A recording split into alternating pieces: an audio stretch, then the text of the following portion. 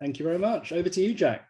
Thank you. Yeah, really nice to see some familiar faces from my childhood with Sally, and then from more recent years as well through other companies we help out and things like that as well. I think, Sally, I think the first time I ever probably met you, I probably can't remember, but afterwards it was generally when you were first taking photos out at Drifts, wasn't it? I was always jealous of your Land Rover because you had the big V8 one, didn't you? Yeah, it's a bit of a childhood thing coming back there, but so yeah, it was really interesting to see a range of stages of all that, and it's really interesting as well to hear Rob talk about, I don't usually build people's first website.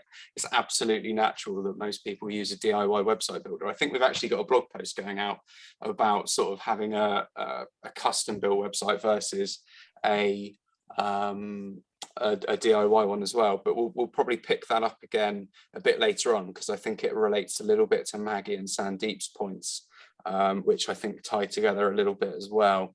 But yeah, what I'll probably do, we'll get stuck in with the 5 sort of quick tips. I'll share screens with you. Now, I've tried to make sure that these 5 tips are things that can be quite easily integrated to existing websites. So they're not just things that need to be done at point of rebuilding a website. So they can be easily bolted on, and they're all fairly universal as well, things that should be able to be bolted onto a website, whether you've built that on Wix, whether you've built it through another company, or you're sort of editing code and you've got something a bit older. So without further ado, I will stick that over here. So yes, so I'm Jack from Freestyle. We're a web design company. We've always been based in the Forest, but we are in Totton at the moment. Finding staff and things like that makes it a hell of a lot easier with good transport links, which is another thing New Forest Business Partnership are good for, to try and help those little hives of areas that we can move into. Always keeping an eye to try and see if we can get back out that way a little bit more. I'd love to myself. But yeah, Freestyle, we are primarily a web design company. We also look at search engine optimization, Google Ads, content writing, social media, branding, those kinds of things. But what I'd like to talk to you about today is ways of helping you get people to stop and stare, come in and shop, if you will, if your website were a virtual shop front. How can we get them through the door? How can we get them to have a look at what we can offer them? Or in Sally's case, how can we make them realize what they're not able to buy from us, but might want to? So yeah, I've got a few different things for you to take a look through. 5 ways to win more with your website. So the first one, live chat, which has been doing the rounds for a long time, but a lot of people we find, and this is coming from just over 500 websites we've built over the last 10 years now. Live chat is really annoying for a lot of people that run the website, because the customer wants a response from you there and then, but unless you're quite a large company, you can have someone on that full time. It's a bit of a challenge to actually man it, and what you can end up doing there is disappointing people on their first contact with your company, because you're not able to immediately give them that response that they're looking for within, well, to be honest, sometimes 30 seconds. If someone's gonna send you a question, if they're gonna then have to wait around for a minute or two for a response, people are just so used to such instant responses all the time. So what we like to do with companies, a lot of companies have Facebook pages, we're all using social media, and WhatsApp, also owned by Facebook, or Meta as they now known. There are tools which can basically integrate live chat into Facebook and WhatsApp. The thing that I like about that is the fact that when the customer has left your website, or if you're not able to get back to them instantly, it's started a conversation in a way that you can get back to them in your own time. So let's say they message you at, I don't know, 10 p.m. on a Saturday night, if you're selling some sort of lovely experience on a yacht in Canada, Matthew. If you're not able to get back to them for a couple of days until Monday when the office reopens or something like that, if it were done via Facebook or WhatsApp, it means you can pick that conversation up with their existing profile, because they're going to check WhatsApp or Facebook again. Whereas if it were through a dedicated chat platform with a website, the only way it's able to do that is by then immediately asking them for their email address, which a lot of people are very reluctant to give away.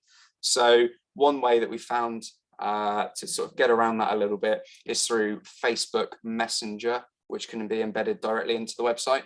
Can also be used if people don't have a Facebook account. But again, if they leave the website, then you've lost them because there's not that mechanism to get back to them. An example of that here is on this mother of a bride dress shop. So we've put here as you scroll through the website, you have this WhatsApp chat pop up after I think 15 seconds, and it invites the person to start a chat directly with them from WhatsApp. Another WhatsApp example here for this company that we work for in Romsey, they wrap the hulls of yachts, and yeah, they get a lot of business this way, just through starting the conversation. It's a really soft, easy way. There's no massive commitment. Anyway, I've been droning on about live chat for a while now, so I know that won't work for some of the more B2B companies in the room anyway. But if we move swiftly on, another way that you can increase the number of conversations you're gaining out of the people that are visiting your website is to use better forms. Now, a tool that we're really liking at the moment is a system called Typeform, which allows you to build your own forms. They're highly customizable. You can get them to email you notifications on completion, but you can also get it to filter into any other systems that you're using. There are some really strong integrations there. Now, I've got an example of what a Typeform looks like here. So ignore the panel on the right. This is just because it's a preview. But what you get is these really nice one question at a time scrollable forms where people can just simply fill their information in, and you can set the default country on that, by the way. So yeah, you can fill the information in and get really, really quick contact form submissions. What I like about this is that it's full screen, it removes distractions, but you can also edit it to have file upload fields. There can be, we've actually used it for job applications, so people can upload a video introduction of themselves along with a CV. They can rate themselves on scales of different skills that they've got. They can tick different things they've got experience with. It's just a bit more interesting than writing a big long block of paragraph text. And what you find is the easier you make that process to complete, sometimes the higher the rate that people then do it. So yeah, that's called Typeform. Generally, definitely one for more the lead generation style websites rather than the online business card style sites, for sure, that one. So yeah, there's my second little one there, it's Typeform. Now, the third system is actually a bit different. This is still quite easy to set up, but you might need a little bit more technical know-how. So loading times, the quicker we can get a website in front of people and also navigating between the pages of that website, the more likely they are to explore more content, stick around on the website, and actually eventually end up contacting you.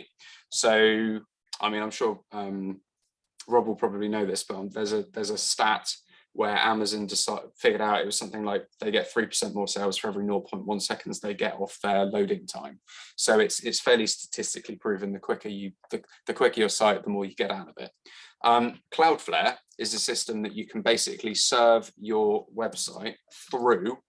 So it reserves your website through their network. Particularly great if you have quite a spread out customer base geographically, but even then, Cloudflare is going to resize your photos, compress them, make them quicker to load, preload all the content for the customer before they've even clicked on the pages. In certain cases, they provide a free service. It's a bit of a win-win, really. If you find that you've got a particularly slow website, this can be a fantastic way of speeding it up. They do have paid packages, but to be honest, the majority of what you need is typically serviced within the free package. So yeah, that's Cloudflare, fantastic system for reducing load times, and also as you're scrolling down the pages, it can preload content below the viewport, so it won't immediately cause everything on the page to be loaded unless someone scrolls down to it. So it just keeps things a bit quicker for your customers. Now, Next one is remarketing, which is an interesting conversation when you have it in terms of sort of data protection and things like that. But there are some fairly simple systems that can help you with those things. Something perhaps we could cover in Q&As perhaps.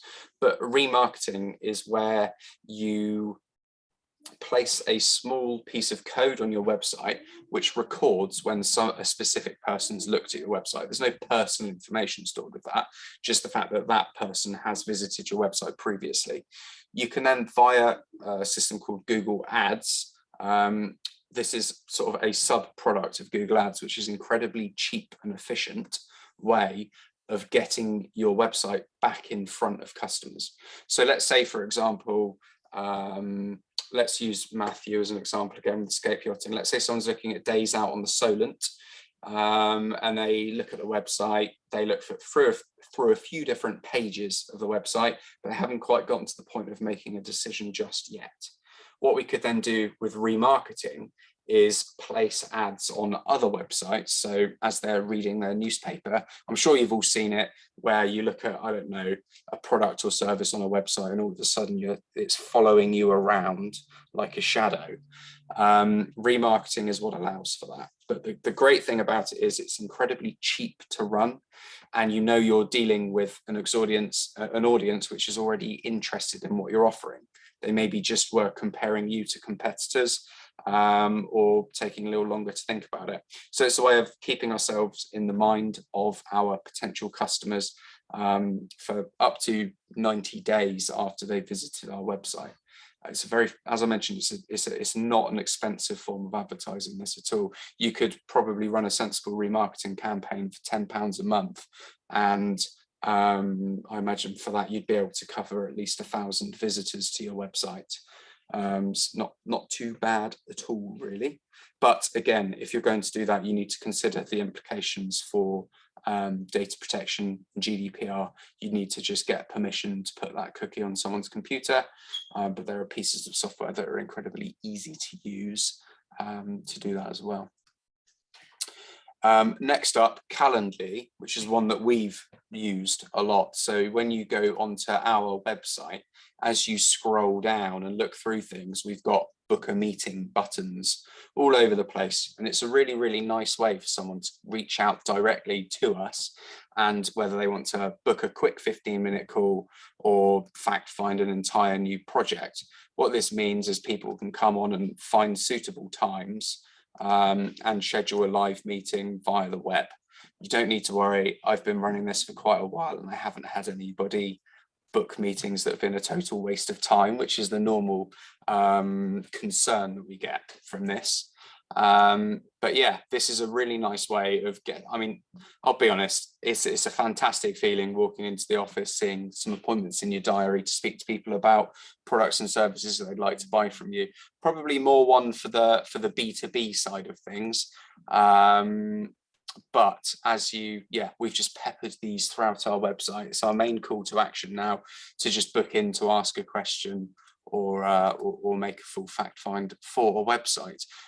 If my maths is correct, that is 5 ways of getting a little bit more from your website and helping you have more conversations with your customers. So I think that'll be me for wrapping it up. I'll stop the share.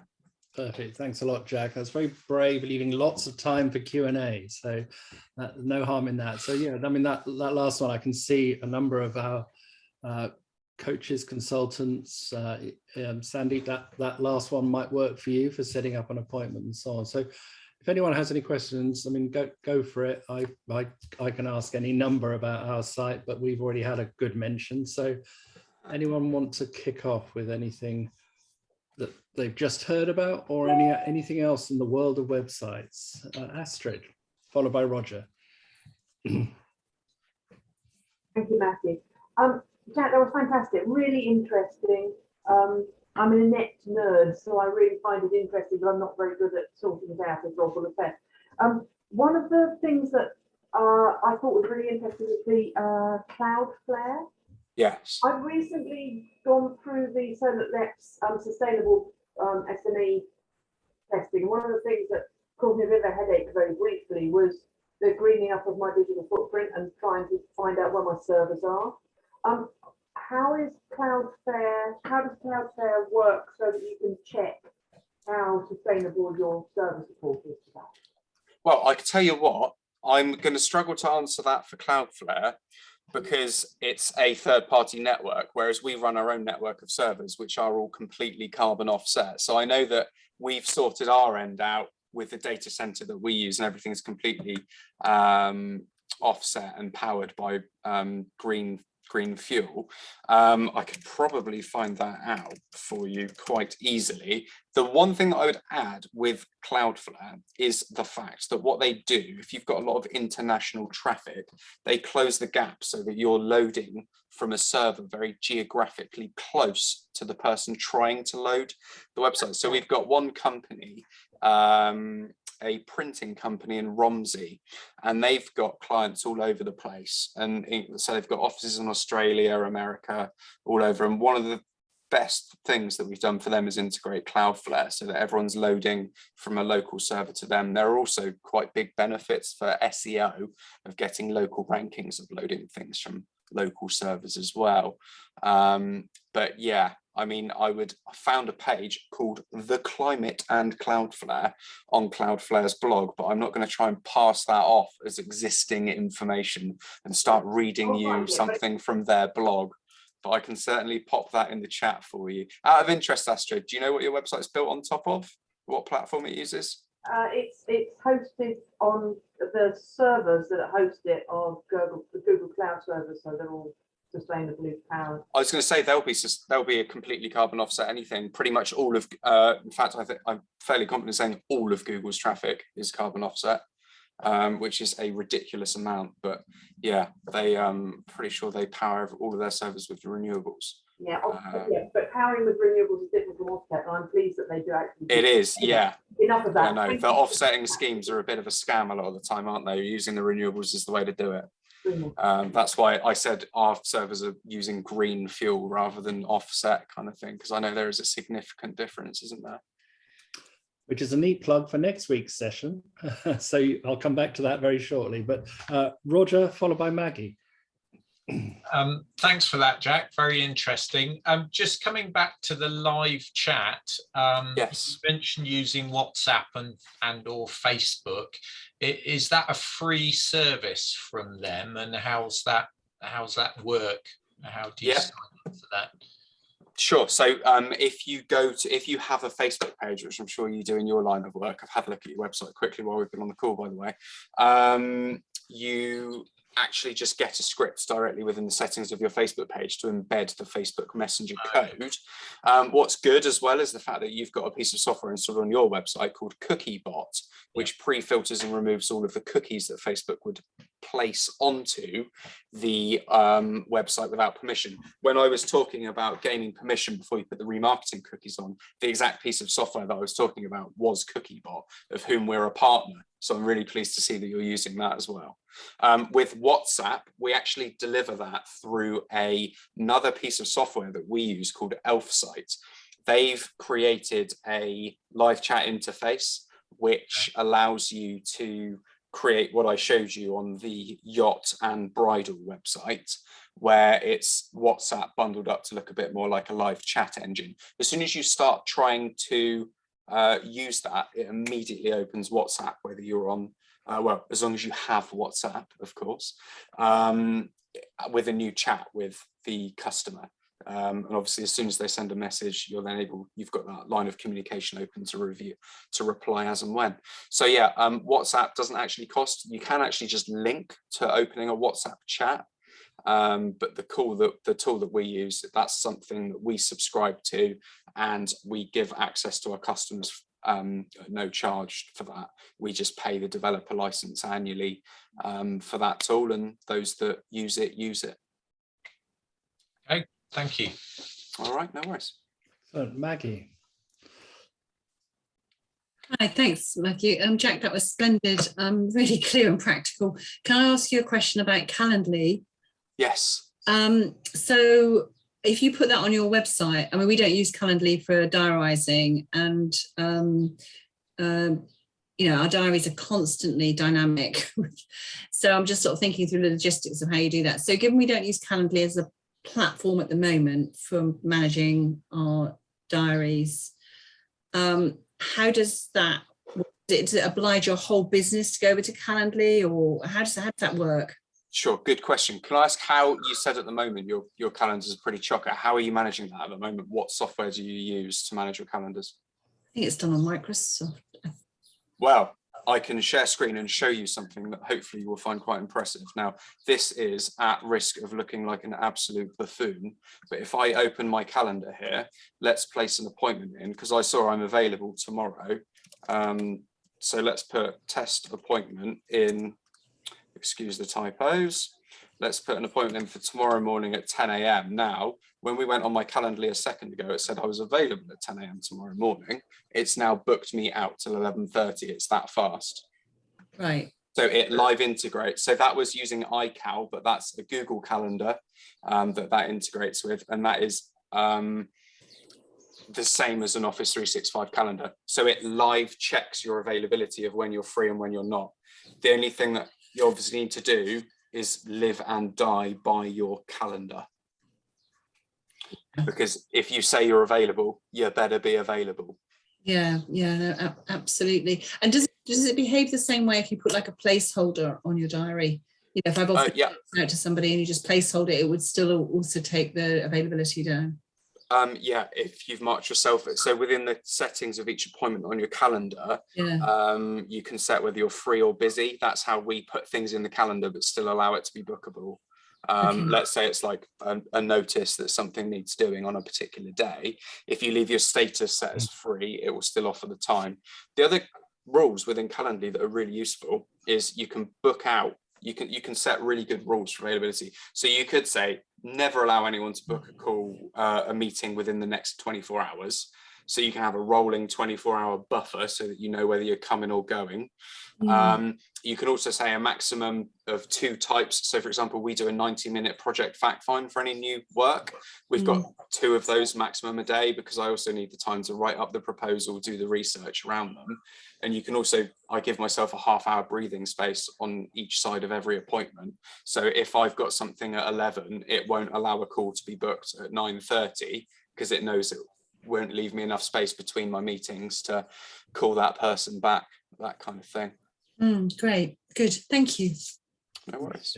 Thank you. So maybe if we just travel back to the early days of websites, for those who have just started, and indeed for those who are not sure if they want a website, what's your sort of advice to people like Chris in the early days?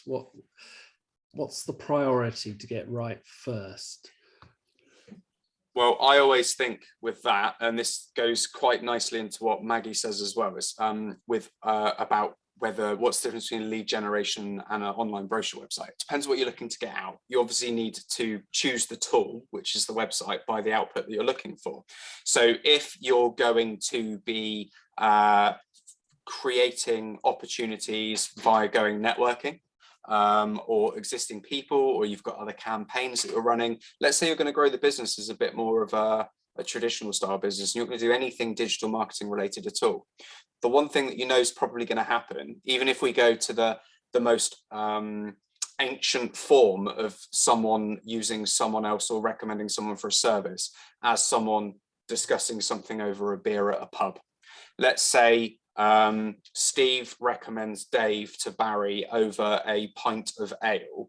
One of the first things that he's going to do if he takes that recommendation when he leaves the pub is validate that via going and checking him out online, because we're all secret stalkers nowadays. That's what the power of the internet's done, hasn't it, really? So what you tend to find is if the website is done well, you maximize the impact of word of mouth as well as every other form of advertising that you do. The website's kind of the second phase validity checker, if you will. And that's actually what I was going to describe. What Maggie described earlier as an online business card, which is a website that's not there to necessarily generate opportunities itself, but it's one to help convert existing opportunities. We just call that a sanity checker website a lot of the time. It's just there to check you're a real company that looks legitimate. a credibility checker. It's just making sure everything stacks up. And as long as everything stacks up, as long as it's got a reasonably good presence there, and Chris has done a nice job with his Wix site, it's going to be a good credibility check. If someone recommends Chris and someone goes and looks at his website and scrolls up and down that, they're going to look at that and think, yeah, this guy looks good, let's give him a call. And that's what I say. The tool of what you need online completely depends on what you're hoping to achieve. Now, Sandy, I've had a quick look and I've managed to find out what you do through your LinkedIn profile, commercial finance. So let's say you're speaking to someone, you've got a deal on the table and they're going to go away and do some due diligence and check you versus the other people on the table. That's where the website would come in, because you'd be able to offer social proof, a track record, a feeling of reliability, all of those things. And if you've not got a website, but the others have, that could seem a little bit fishy. So it completely depends on the nature of the business and the types of deals that you're running. It might be that it's such a personal relationship that you'd only ever sit down and have a coffee with someone who you've already, you'd only ever give a quote to someone that you already know very well and you've already broken down those barriers. So again, it's about the tool for the job. We do websites for commercial finance brokers that do factoring, asset finance, all sorts. And the main thing that they use it is for their credibility. It's so that people can see the amount of money they've lent, the amount of deals they've helped out, the sectors they work within, who they've helped, the types of things they've financed, so that when they're then doing that again in the future, people can check out the website and they can see, oh, they've done it before, it probably went fine because I've heard of them. And it's just that social proof and reassurance that you're trying to instill in people there. Trust, I suppose, trust. Yeah, I take that point. I do take that, and that's kind of where I've been toing and froing for a long time, purely because commercial finance per se is a very sensitive subject. Finance generally is, and people are not necessarily willing to talk about it. But I like the idea of the Calendly. I like the idea of the WhatsApp or Messenger link, because actually you can overcome all of that by just a quick 5-minute talk, conversation or chat. But I had an idea, which I discussed very at detail with Jane Porter, was that actually I just want a page and a couple of links. I don't want anything great, but that's it, you know. And you could link it to my LinkedIn site and all that kind of stuff. But I wanted it so basic that it was simply a page. An online business card, as Maggie described it. Somewhere where you can refer people to and they can see your details, what you do, and get some sort of sense of reassurance that you're a legitimate entity to do work with. Yeah. Chris has got a one-page scrolling website which does that quite nicely, top to toe. Scroll all the way to the top, from the top of the page to the bottom of the page, and you're going to know who he is, what he does, where he operates, who he works with. Not great for lead generation, but good little credibility checker. So, I mean, Alice, for example, you with your new project of the wonderful walking and so on, you probably don't want a 14-page website that does all sorts of things, sort of dynamically plans your route around Keyhaven, but just tells people that's available. Exactly. And so you can book. Yeah, exactly. Just something really simple, easy to refer to, and it'll refer them to a booking site, which is Eventbrite anyway. I was just about to say Eventbrite's the clear thing there to recommend, isn't it? One of our IT clients has just started to run events, and they've said they want a booking system built into the website. But again, it's just list the events, button to book on via Eventbrite. Oh, I'm glad you're on that path. Good. Thank you. So do you think then, Jack, there is a place for a sort of a one-pager for someone like Alice that just sets it out there? Is it worth that investment in the hosting and everything else? I think that's where DIY website builders do serve their purpose well. I wouldn't recommend the wrong tool for the job. And I think realistically, when you're running a group like that, perhaps a one-page website which links through to where people can see the events. The other thing is you want to really try and leverage the power of social with that. And if you've got people already viewing, so say Eventbrite, there is people go on to Eventbrite to look for things to do, don't they? So you've got people out there looking for events.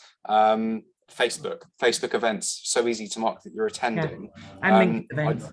Yeah, exactly. I would just use the platforms that people are already there to gather audiences. The website itself, in that case, is never going to be something that's probably going to bring anyone in, unless it were a bit more significant, unless someone's recommended or said, oh, check out Alice's site, and given them a link to it. But on that basis, it doesn't need to be a website. I was going to say, you don't need to worry that Alice isn't all over social media. So fantastic. We're actually going for world domination, Jack. You are, yeah, good. Well, there you go. A couple of minutes for any others. Jane, over to you. I just wanted to just say there, I would make a little plug for Lymington.com at that point, because Alice has been able to take advantage of a free listing on Lymington.com, and then that's enabled her to add the actual networking event to the Lymington.com website. The page itself will come up when people start searching as it starts to build. And we've got quite a few members who over the years have relied totally on Lymington.com, like small, like Seal Butcher in Lymington, for example, they don't want to have a website. So I'm saying it's free because I'm always telling you all about the things that you can have free, but as a member, you actually get a bit more than that, and that page will work quite hard for you. It's what, it depends what you need and want, but just worth mentioning. Massive value of tapping into existing traffic streams, and you've got a fantastic local one there. Absolutely right, Jane. Brilliant. Good. Any other question from anyone? So how about when Sally writes her next book, and when Tracy has shortbread coming out of the window of the cottage, and they want to sell products? I mean, where do they begin with the whole shop thing? Because that seems to me a whole world of confusion. Well, quite. Again, Shopify is probably the elephant in the room there, which is a really easy platform which allows people to set up an online shop. It's an equivalent product. In fact, it's a big part of a quote that we're putting out today to a local company in Lymington on Ampress, in the fact that I'm all about using the right tool for the job, which is why I've got so many different tools that I've mentioned today. Shopify is the way that people should be managing e-commerce at the moment. Trying to square peg into a round hole using a WordPress extension to run an online shop isn't great. Etsy too, if you're a small provider in a cottage industry, something like that, absolutely right. Particularly arts and craftsy things like that. I mean, the number of things that I've got scattered around my house by my fiance's that bought things on Etsy all the time. There's, again, that's the thing that I like about that, is the fact with Etsy particularly, you're getting into their existing ecosystem of customers looking to buy things.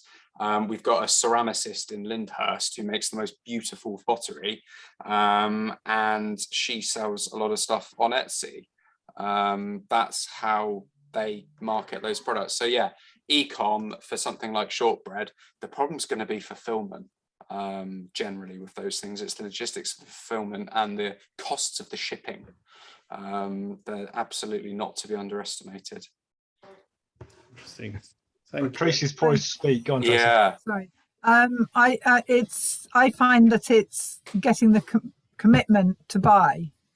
It's when somebody wants to buy, people will pay a lot of money for one box to be posted to them. Don't know their circumstances, but they will. But it's actually getting them to buy. And I've found that it's got to be a sale item. I get a lot of visitors, but actually I don't know what I'm doing wrong, because I have a very, very small market share on e-commerce. There's an interesting conversation probably to be had there about the discount or the sale or offer being at a spend threshold as opposed to discounting the product itself. Yeah, that's probably a broader conversation to be had. Yeah, there we go. I've tried it both ways round. I've tried discounting the actual product, and I've tried adding things in to give them more for their money. And it's an interesting one. I sell most, I have to say, when I can give people a taster and then they'll buy. So that is a really hard thing to do online. The e-commerce projects that we've done that are most similar to yours are Lyburn cheese and Two Hoots cheese. and they've both got like a £20 a minimum order for their online sales, because unless someone's buying volume, it's so hard to get the sale. So I can absolutely feel your pain on that one, Tracy. Yeah. Funnily enough, this coming month, April, we're trying sign up and have a taster sent to you. I've done some trials with sending out one piece of shortbread. Oh wow. I know it sounds crazy, but getting people to try them does make a sale. So I'm doing a whole month of trying to get offering.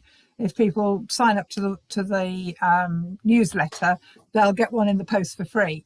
So it's an expensive experiment, but it will be interesting to see if I can transfer the face-to-face sample into an e-commerce sample and see what the results are. But you just got to try.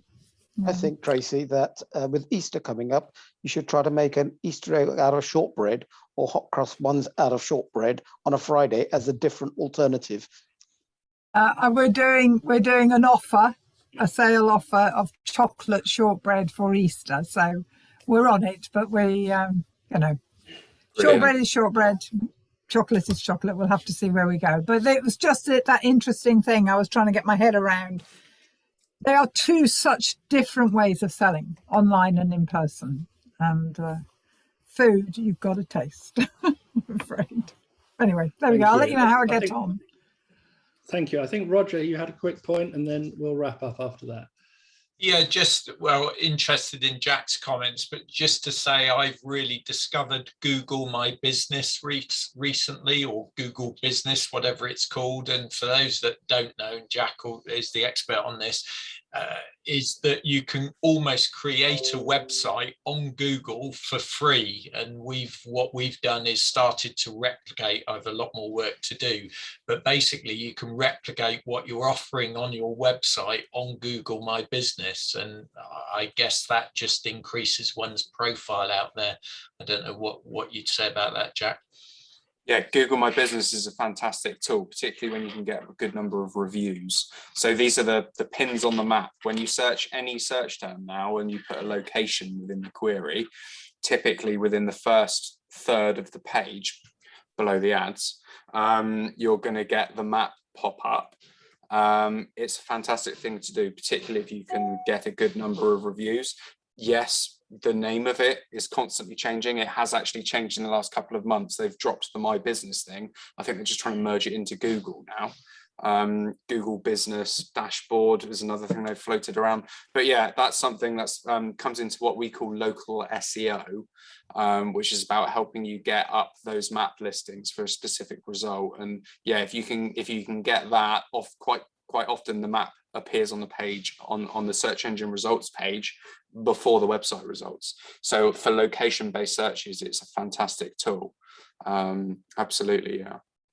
Great. Well, thank you very much, Jack. You've got people animated and excited about all the world of websites. So thanks a lot for that. And I'm sure we'll persuade you to come back in a year's time and update us.